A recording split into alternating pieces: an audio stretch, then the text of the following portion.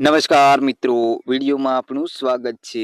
મિત્રો, આજે આપણે વિડીયોની અંદર આપણે વાત કરીશું શ્રીમદ ભગવદ્ ગીતાના 10 વિચારોની।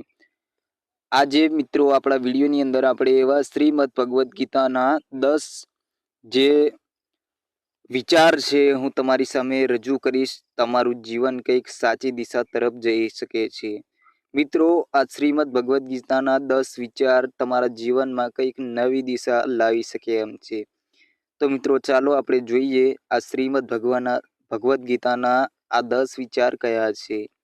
તો ચાલો નંબર પર નંબર એ વારા પરથી આપણે આ 10 વિચારોને જોઈએ। મિત્રો, શ્રીમદ ભગવદ્ ગીતાનો પહેલો જે વિચાર છે કર્મ પર અધિકાર। મિત્રો, કર્મ પર અધિકાર, તમારો અધિકાર માત્ર કર્મ કરવા પર છે, તેના ફળ પર નહીં। ફળની ચિંતા છોડીને જ્યારે આપણે કામ કરીએ છીએ ત્યારે તણાવ ઓછો થાય છે અને કાર્યની ગુણવત્તા વધે છે। નંબર 2, પરિવર્તન સંસારનો નિયમ છે। આ દુનિયામાં કંઈ પણ સ્થિર નથી। આજે જે તમારું છે તે કાલે બીજા કોઈનું હશે। તેથી સુખમાં છકી ન થવું અને દુઃખમાં હિંમત ન હારવી। નંબર 3, આત્માની અમરતા। આત્માને શસ્ત્રો કાપી શકતા નથી, અગ્નિ બાળી શકતો નથી, પાણી ભીજવી શકતું નથી અને પવન સૂકવી શકતો નથી। આ વિચાર આપણને મૃત્યુના ભયથી મુક્ત કરે છે। નંબર 4, ક્રોધ પર નિયંત્રણ। ક્રોધથી ભ્રમ પેદા થાય છે, ભ્રમથી બુદ્ધિ વ્યગ્ર થાય છે અને જ્યારે બુદ્ધિ કામ કરતી બંધ થાય છે ત્યારે માણસનો વિનાશ થાય છે। શાંત રહેવું એ જ સૌથી મોટી શક્તિ છે। નંબર 5, મન પર કાબુ। જેણે પોતાના મન પર વિજય મેળવ્યો છે તેના માટે મન સર્વશ્રેષ્ઠ મિત્ર છે, પરંતુ જે મનને વશ કરી શક્યો નથી તેના માટે મન જ તેનો સૌથી મોટો દુશ્મન છે।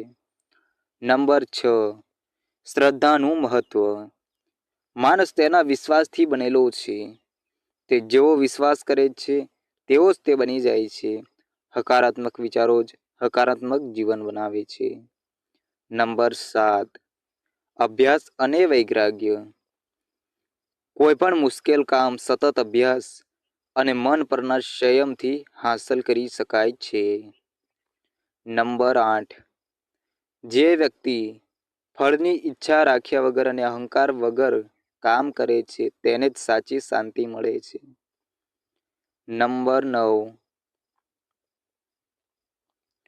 દરેક કાર્ય ભગવાનને અર્પણ કરો।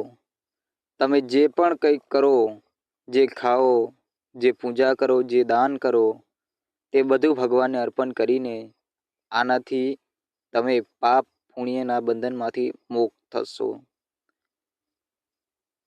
નંબર 10, વર્તમાનમાં જીવો। ગઈકાલ વીતી ગઈ છે અને આવતીકાલ અનિશ્ચિત છે। માત્ર અત્યારની ક્ષણ વર્તમાન જ તમારી પાસે છે, તેને આનંદથી જીવો। તો મિત્રો, આ હતા શ્રીમદ ભગવદ્ ગીતાના 10 વિચારો જે આપણને ખરેખર કંઈક નવી દિશા આપતા હોય તેવું લાગી રહ્યું છે। તો મિત્રો, આ 10 જે વિચાર છે એને આપણે જીવનમાં ઉતારીએ તો આપણે જે જીવન છે એ કંઈક નવી દિશા લઈ શકે એમ છે। તો મિત્રો, વિડીયો તમને સારો લાગ્યો હશે, વિડીયોને લાઇક કરજો, ચેનલમાં નવા આવ્યા હોય તો ચેનલને સબસ્ક્રાઈબ કરી લેજો। તો મળીશું મિત્રો નેક્સ્ટ વિડીયોમાં। બધાને જય શ્રી કૃષ્ણ।